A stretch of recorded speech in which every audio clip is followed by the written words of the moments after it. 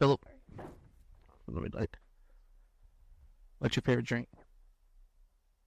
Water. I'm sure it would be something else if he tasted something else, but all he knows is water. Good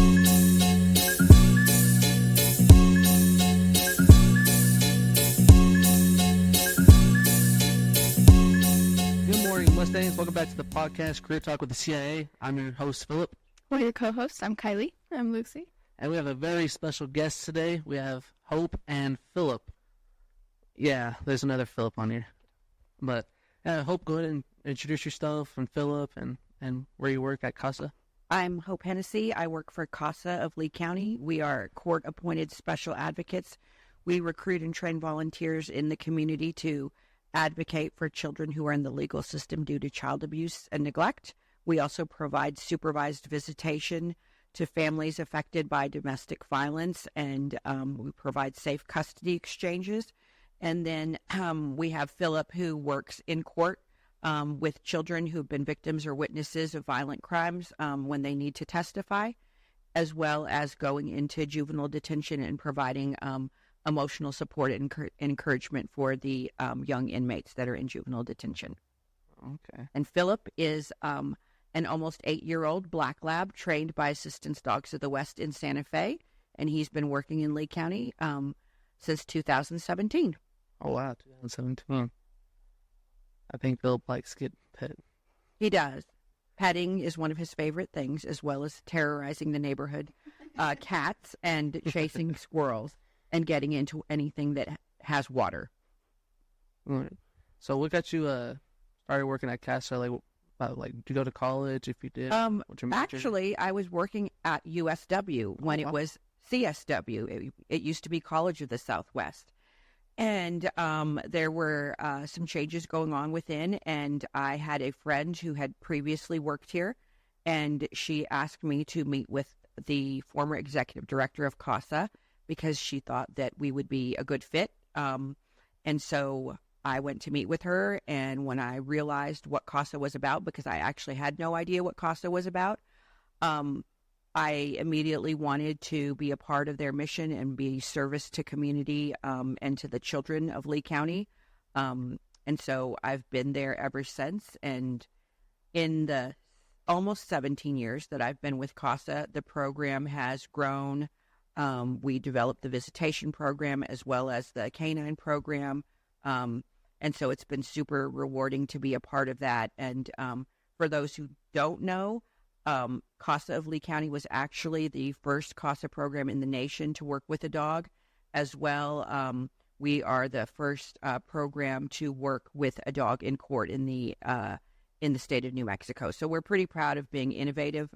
There's many other CASA programs throughout the nation now that use dogs in court, as well as many district attorneys' offices throughout New Mexico who provide dogs to help victims of crime feel more comfortable when they have to testify in court. That is pretty nice that you're helping out the community. So that's one thing about at the past. So you're the second guest to come on here that works for a business. The last one we had was Slade from State Farm. That's pretty cool that y'all are working to help the community, help the kids out, help everyone out in need in Lea County. And I think it's a really great idea to have Phillip there to help kids and all that and give them support. Definitely. Working in nonprofit is an extremely rewarding career. Nobody is obviously getting rich working in nonprofit, but it fulfills a great sense of purpose in your life. It's definitely a passion and a calling to work with kids who essentially have experienced horrendous hurts in their life, and oftentimes at the hands of their own parents. So you can imagine that the trauma that they go through. And so even something as simple as the presence of a dog makes the process of going through the judicial and legal system, which can be extremely stressful and anxiety-inducing for kids, it makes it a little bit of a kinder and softer place. They know that in all of the confusion and all of the worry and all of the stress, that when they get to court, Phillip's going to be there. He's going to be there before court starts. He's going to be there during court. He's going to be there after court.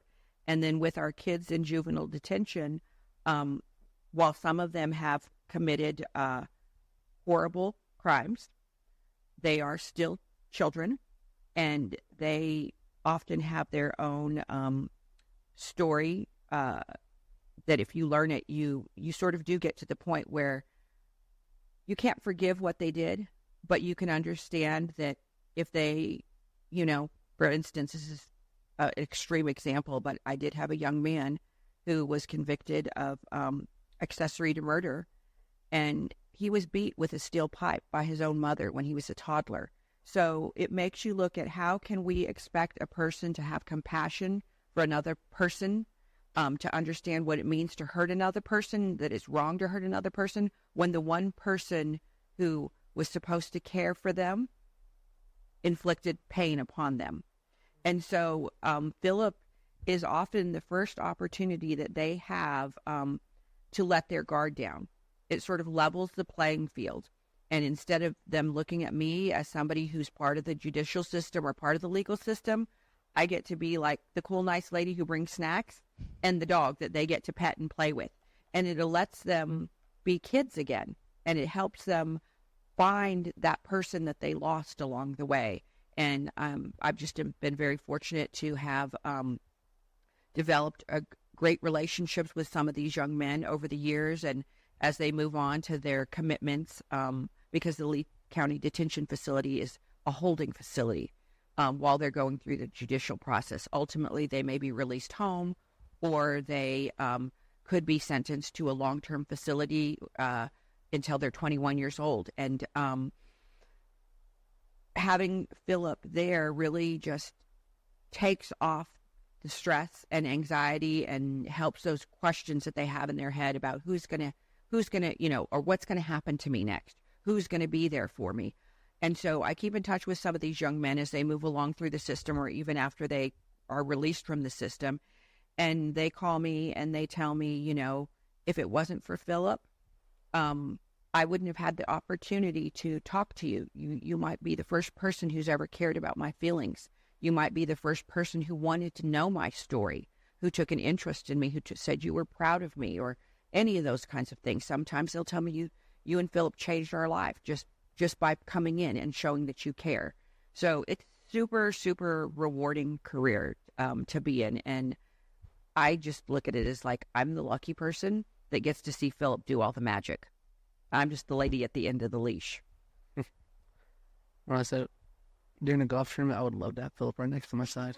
Right? He'll definitely Everybody needs a golf cart dog to take away the stress, because golf is definitely one of the hardest, most stressful games there is. And Phillip does love a good ride in the golf course when he goes to Arizona to see his grandma. So he's a great dog, and he fulfills a great need in Lea County, and it makes me really proud to see that the innovative idea that we have has spread throughout the state, and that there are dogs now all over the state of New Mexico and throughout the nation that are making the legal system a little bit easier for kids to go through when they're in the most hard and difficult, traumatic time of their life. Kylie, Lucy, any questions for Hope or Phillip?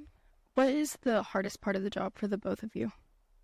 I think the hardest part of the job for both of us, and particularly for dogs, because they do absorb our energy, is that there unfortunately is so much negative energy in the work that we do. There's so much heavy emotion involved on all parts, and it's not just for the kids or their parents, but even the attorneys and the social workers and everyone else involved in the system. We carry so much energy that is heavy, and Phillip absorbs that. And so I think that it is very tiring on him. Sometimes I wonder what he knows that we don't know, because I will have kids in juvie who will want to go sit off in a corner with him. And these kids can be pretty intimidating. They've done all sorts of things. They may be 15, but in many ways they're grown men. They may have children. They have tattoos everywhere. They've lived in a difficult life and seen a lot of difficult things and maybe done a lot of difficult things. They'll sit in a corner and cry into his fur, or I can see them whispering to him. And I wonder, what does he know that we don't know? And it makes me think about the weight of information that Phillip carries within him from everything that he goes through in the course of his workday. Lucy? Are you the first person that worked with Phillip when he got here? Yes, I am his primary handler. He actually came to me when he was 1.5 years old, which is a little bit early. Most service dogs that work in this type of job in courthouses and detention facilities, they wait until they're about 2 and they're more mature.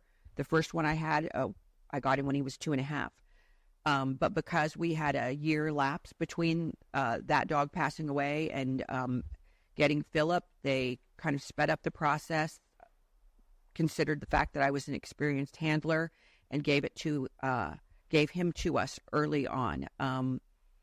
But he definitely gave me a run for his money, or my money. He's very aware that when the vest is on, he's a professional, and when the vest is off, all bets are off, and he's going to show you that he is a lab.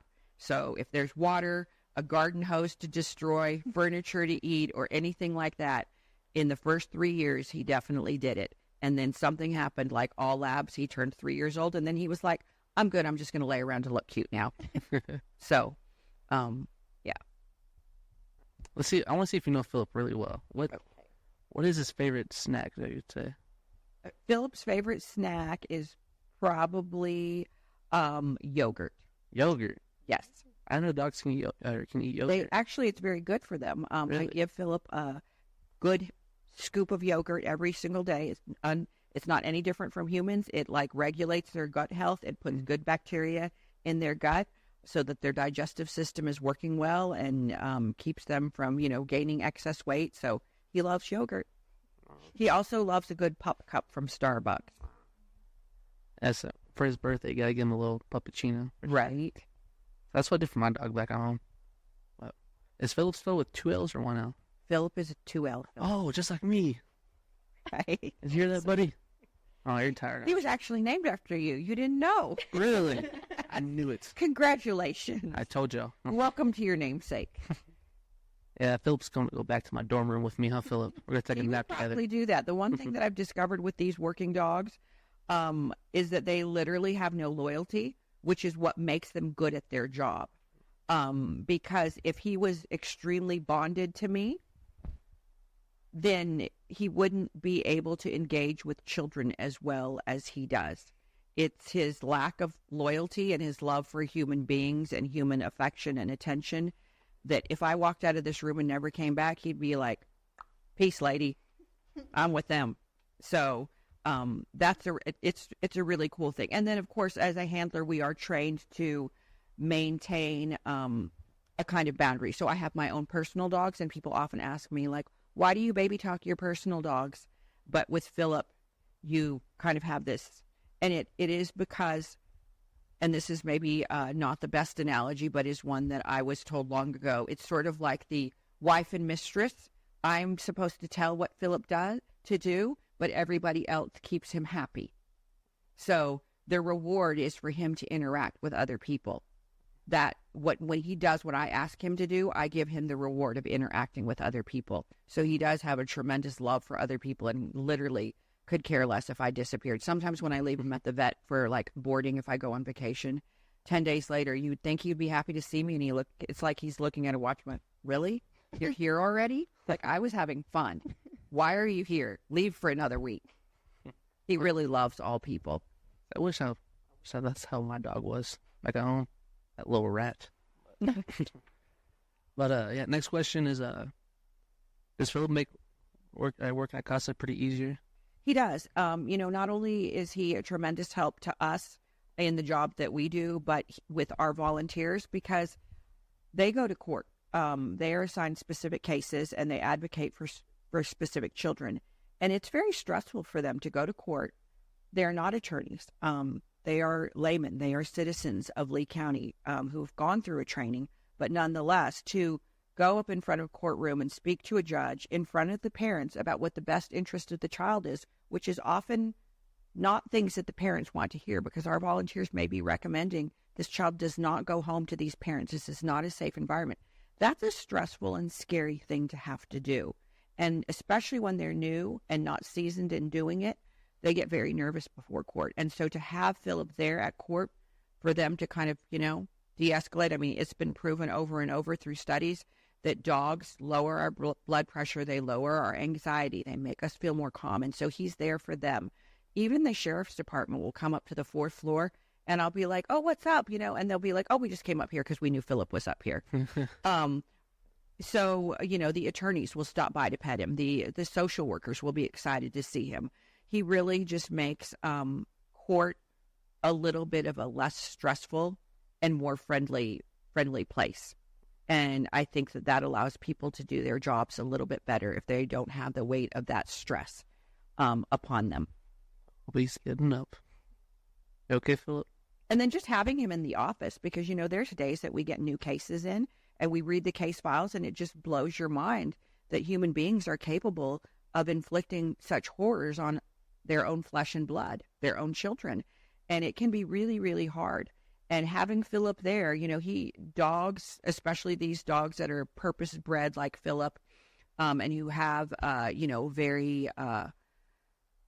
have really strong intuition towards human emotion, having him come up to you and kind of nudge you, and it's like he senses you're having a bad day, or I can feel like you're about to cry, because there's a lot of stuff that makes us cry in our office.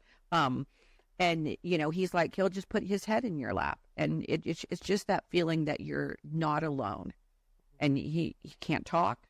And we don't know if he understands what we say or not, but he understands the feeling. He understands emotion. He understands somebody's having a rough day, and I can be here for them. Just my presence is enough. So dogs are amazing that way. All right. That's one thing I like about dogs. They have a great sense. They do. They have a great sense of emotion. I remember when I was first starting out in this, and before the district attorney's office had dogs, we used to help them with cases with children. And we had a little girl who had to testify in a particularly horrifying case. And when court was over, she was obviously very upset. And it was not Phillip. It was my previous work dog, Cooper. And our car happened to be parked next to her parents' car. And I put him in not him, but Cooper in my car. And I went to do something, and the next thing I know, I look, and he's in their minivan. And I put him back, and this went back and forth like 4 or 5 times. And I was like, you have to come with me. We have to go back to the office. But he knew that little girl was upset, and he was insistent that he was going to get in their vehicle and be with her. And the odd thing was, months later, we saw her at Walmart, and from a distance, it wasn't until the dog recognized her that I recognized her as the little girl in court. But he immediately knew and was pulling on his leash, which is not their normal behavior to pull when they're in a store. But he wanted to go to her. He knew right away this was that girl, and she needed him. And she was so happy to see him. So it's really cool. It's like watching magic happen. I don't think we deserve dogs. We don't deserve dogs. They're the best things. And I think that's, I say that's why they always live short lives, because they already have it all figured out. They don't need to be here like we do to learn lesson after lesson after lesson, sometimes multiple times. They get it right the first time. And so then they go to their great reward in the sky and wait for us. But yeah, dogs are amazing. Definitely. That's why dogs, right? They say dog and God. The letters are swapped. Mm-hmm. They have that same unconditional love that God has for us. Do you have any questions, you guys?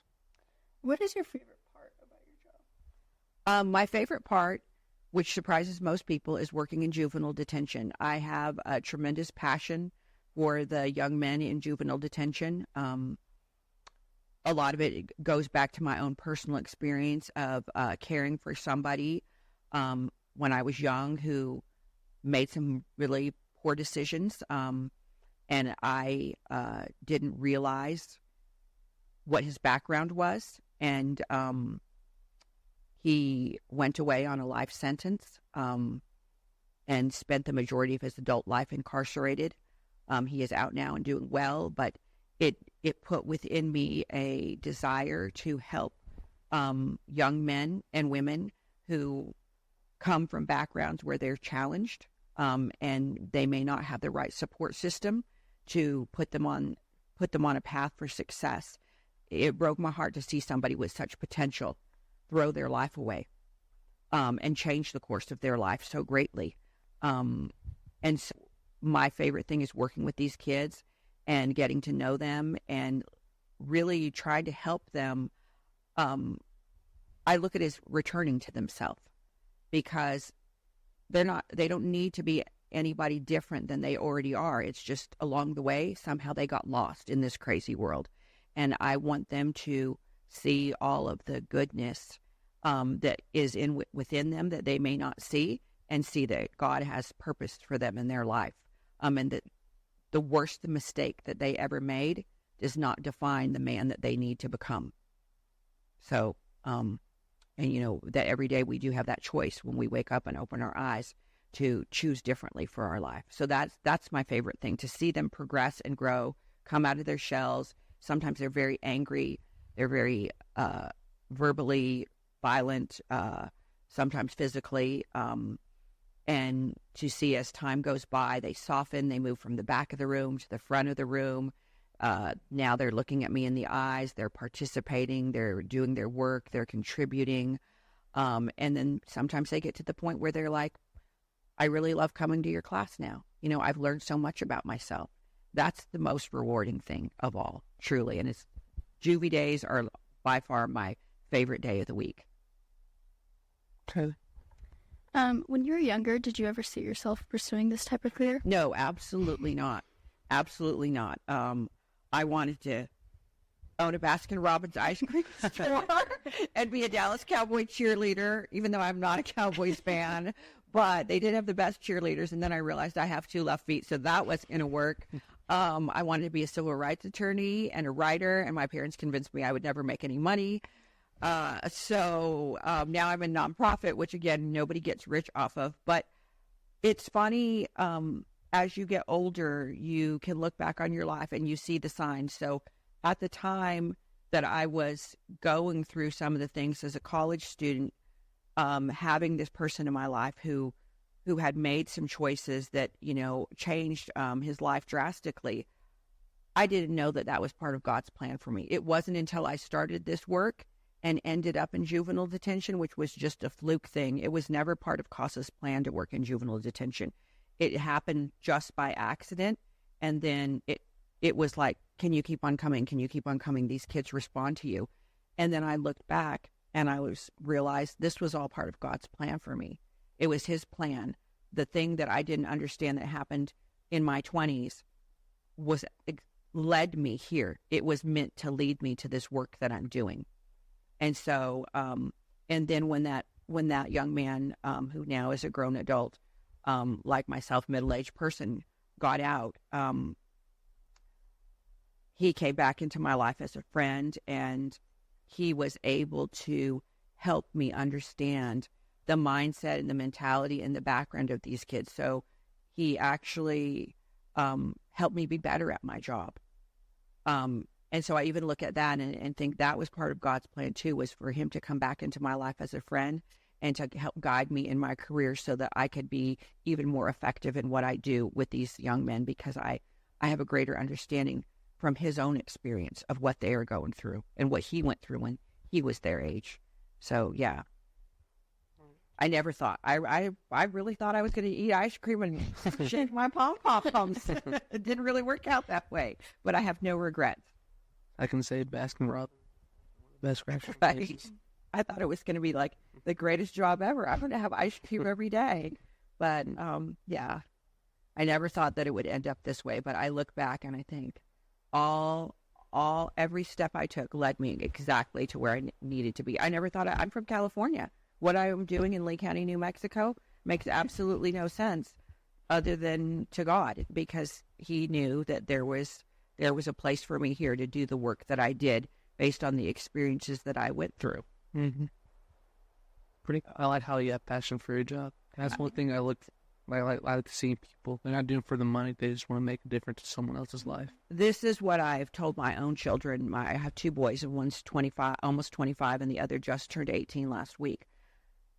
If you do what you believe in, what's in your heart, what you're passionate about, God will take care of you. There has been many times as a single mom, like I literally have been on my knees because, the electric bill's high, the water bill's high, all of those things. And then something unexpected would happen to save the day. God always provides. If you do what you're passionate about, what you're committed to, that you commit to making the world a better place, God will always bless you. And he always has. I might not have much, but I always have enough. Yes, ma'am. And then I have that satisfaction of knowing that I've impacted the life of somebody else. Yes, ma'am. For me, that's the most important part of the job. It absolutely is, because if you talk to anybody with money who's doing a job where their whole purpose is simply to make money, you'll usually find a very empty shell. Yeah. But you can find people that serve in the community that barely get by, but they are usually the most happy, the most joyous, the most fulfilled people, and they feel the best about themselves because they know that they're fulfilling purpose in this world. Yeah, so like after college, I want to be a golf coach, and I have people tell me all the time, like, they don't get paid that much. They don't make not a lot of money. I'm like, I don't care how much money I get. I just want to make an impact in someone's life. Right. You find the passion for the game like the way I find it, because I love the sport with everything. Like, to me, it's like it pretty much represents life. Like, you get good breaks from bad things in life, or you get bad things from the good things in life. You just never know. Well, and you're having an opportunity to instill in young people a good work ethic, an understanding about how to treat others with respect, to play fair, to work hard, to grind, to not give up. My oldest son played college football, and I am thankful for every single coach he had along the way, not because he played college football, but because it shaped the man he was going to become, the discipline, the respect, the work ethic, all of those things, and the confidence, and the understanding that there is reward in helping other people find their potential. And he then graduated from college and started coaching high school football for a couple of years. And it was extremely rewarding for me as a parent to see him then taking those lessons he had been taught and passing them on to another generation. And then when, some of his players would knock on my front door and say, does Coach Kane live here?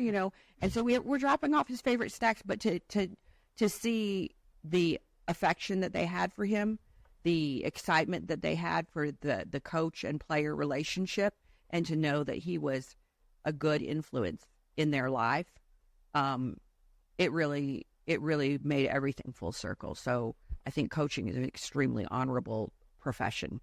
And there's a lot of kids out there who, and for my own son, the coach was the primary father figure. That was the man that they could look up to. So it's a really important role, because a lot of times you will find yourself standing in that gap that is empty for that child, for that young man. And it's a really, really special thing to be able to do that for a young person. Listen, was there anything you'd like to share before we end the podcast? No, I would just encourage anyone who's listening and thinking about their potential path in life to look into their heart and find that passion. Don't worry about money. We all need it, but have faith. God will provide for you. And do what you are, find a calling, do what you're called to do, because when you do what you're called to do, you will live your life with no question about where your place in the world is. Sorry, any questions for y'all, Kylie, Lucy? Last question? Oh, yes. Wait. Does Phillip have any nicknames? He does. When we first met him, we called him Denzel because he was so good looking. And then that morphed into Philly. We call him Philly Cakes, which is his mob name, Philly Cakes. Sometimes we call him Philly Cheesesteak, and then sometimes Felipe.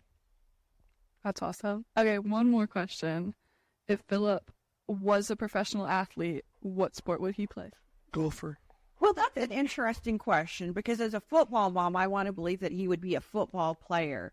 But I've often been told, particularly by the attorneys we work with, that Phillip would be a tennis player, and he would be like the preppy guy with the collar popped that's way too cool. So I don't know.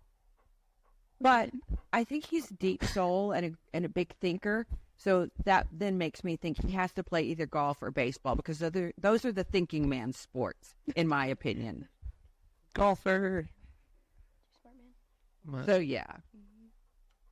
Man, I just gotta say, if next week I come in here and y'all start calling me Philly Cake, I'm gonna be upset. We're not going to call you that. All right, good. I mean, it's not such a bad thing if girls call you Philly Cakes. It might be complimentary. Joey. All right. All right. Philip, what's your favorite drink? Water. I'm sure it would be something else if he tasted something else, but all he knows is water. How often do you chase the mailman? He doesn't chase the mailman, but he may or may not be responsible for the disappearance of the football coach's cat. Oh.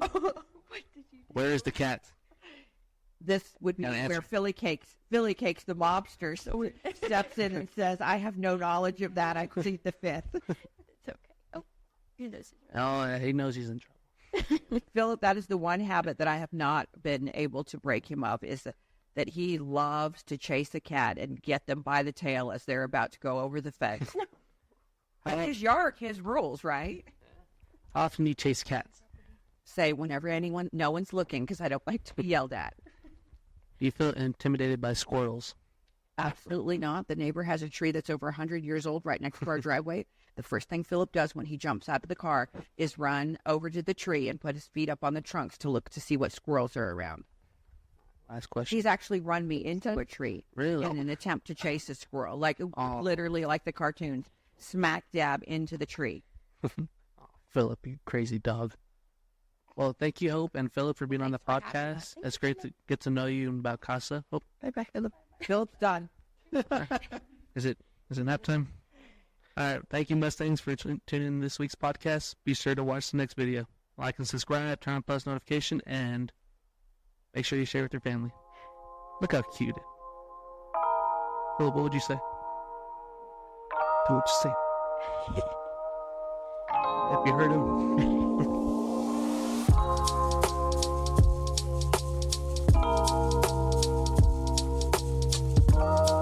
Good morning. I heard that. Sorry about that. Yeah, you know which one's mine. Yeah, buddy. Thank you, brother. Hey.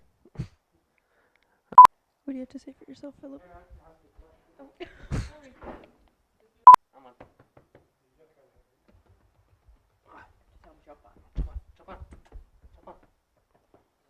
He's like, nah, I'm done. Where's the cat at, Philip? Oh, Where's the cat? Me. Hey, I'm watching you.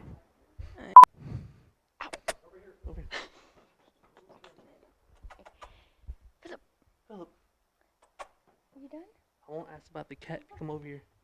I'm not getting paid No, still. you don't. The last time Philip was here. Hey, camera, look at me. I should get paid for this. What? I'm talking to the audience. What did you say? I said I should get paid for these videos. Need money. No, you're not gonna get paid, but this Philip is gonna get paid. I need money. You done, buddy?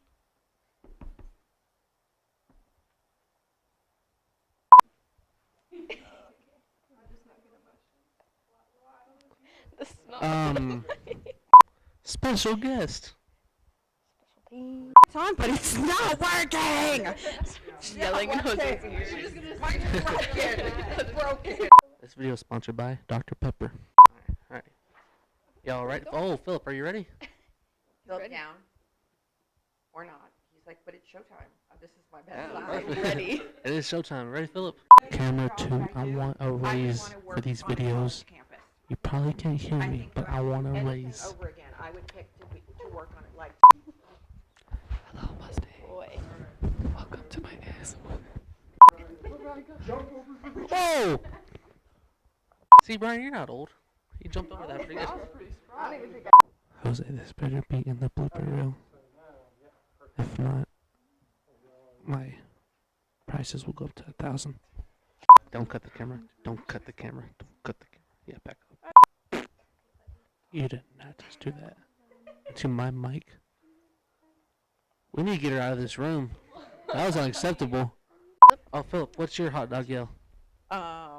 2 for 1. Give me 2 and I'll give you 1. Aww. You can't have him back. Aw. Hey. job, Philip.